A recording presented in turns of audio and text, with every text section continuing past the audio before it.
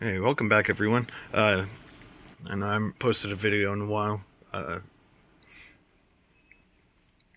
won't get into all the details of what's been going on in my life, but I've been going through some rough times. Um, Grieving a loss of a friend and quite a few other things that have been going on, so that's why I've not been around. Anyhow, I came across this bottle here, which I made over a year ago.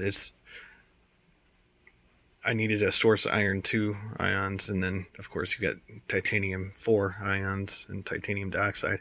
So I made this 1:3 ratio mixture here, and I thought it was interesting in that iron is so magnetic. So when you got it in the oxide form, that's pyrophoric.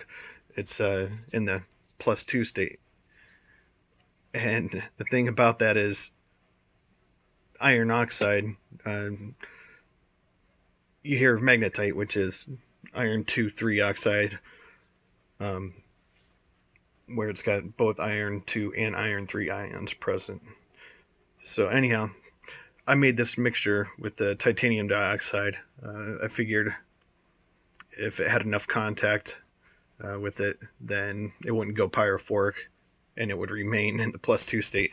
So here's something I thought was pretty cool. I've got these nasty looking neodymium magnets, and since I'm doing this all one-handed,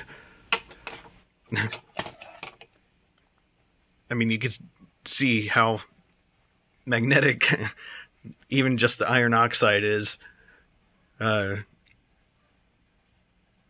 I think it's pretty cool that, after a year, it hasn't converted to like iron 3.